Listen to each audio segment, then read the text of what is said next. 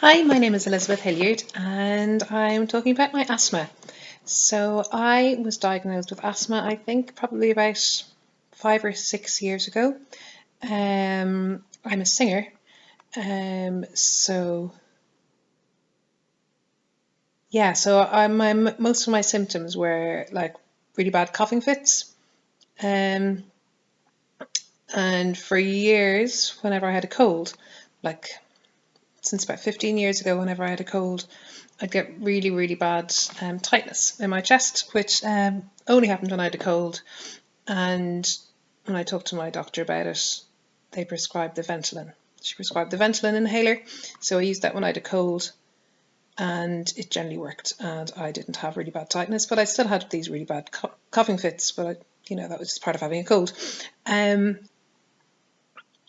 But progressively they were getting worse, and I would have a number of times I was having coughing fits when I was on stage and having to go off, and it was kind of a bit of a running joke with some of my colleagues and myself. And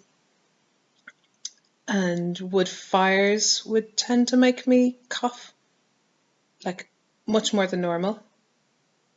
And yeah, so I went back to my doctor and explained about how I'd had about probably 10 incidents in the previous year of having to go off stage or have an inhaler on my music stand while I was performing. And, that was quite stressful and made me feel quite anxious about it. So from then, so that was about 5 years ago, I was prescribed the preventer inhalers, which are quite expensive in Ireland. So I was on it was a turbo inhaler. Can't remember exactly what it was called. It was really quite pretty and red. But that was very expensive. So I spoke to my pharmacist about it, and there is a generic of it. So I'm now on Duo Resp. It's about half the price of the preventer, which I use pretty much all the time. I was only using it in the winter, because I tend really only to get colds in the winter, but then from reading up about it, I now use it throughout the year. And about sometime, well, I've always had a bit of hay fever, and last year my asthma got quite bad. Even though it was on the preventer, but when I started running, and I was running in kind of outdoors and noticing that about an hour after running, my chest was really, really tight. And I was having to use the Ventolin a lot.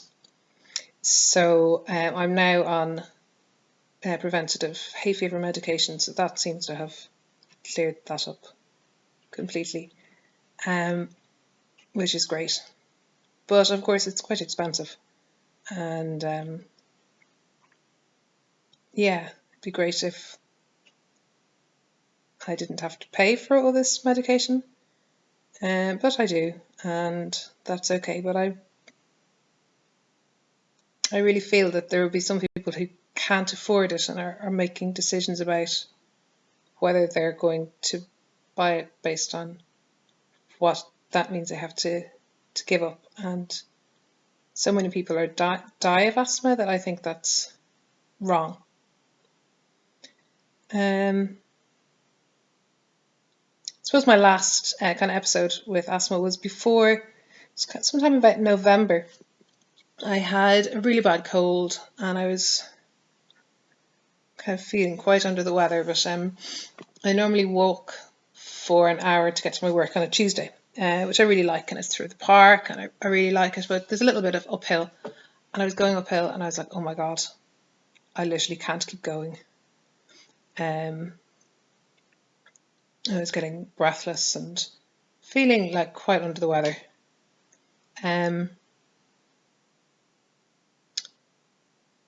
So I stopped and I ordered a taxi and I got to work. And then I went to the pharmacist to see, because I was pretty certain I needed the steroid tablets. But of course the pharmacist couldn't give me them. But I got to go to the doctor about 2 days later, and checked up, and I didn't have pneumonia, so they prescribed the steroid tablets, and they worked really well. So I was really pleased. Within about 2 days, I felt much better. So probably the learning experience from that is I maybe should have gone to the doctor before I let it get so bad. And then my worst experience with asthma was about 4 years ago. I was on my way into work singing. I mentioned I'm a singer, so I was going to be singing for 6 hours, and I was feeling pretty bad. And I had my Ventolin, and I tried using it, and it didn't seem to work. So I went into a pharmacist, and I asked the pharmacist, could they check whether it was still working, and maybe was there anything I could do because I was feeling really bad. And they made me feel like I'd done something wrong. They certainly, well, they sprayed it a few times and said, yeah, it's not dirty, it's not clogged up. And I said, I don't have much experience with this because I hardly ever used a Ventolin, so I don't know how. Apparently, you can't actually check if it's not working. So I should have just known it's not working. But I didn't have any other Ventolin, and the pharmacist anyway just said, no, can't do anything for you. Please leave. I need to deal with other customers. So I went to work and I said, look, I can't sing today. I couldn't hum. So humming would be, and my voice would cut out. So it would be, and I literally couldn't do it. So it was like really dreadful. And it was a bank holiday, so I couldn't do anything about going to a doctor. But I did go to a pharmacist a different pharmacist at my first break. And they looked at the Ventolin and said, well, if it's not working, it's probably run out, and I can sell you a spare Ventolin. And if it doesn't get better,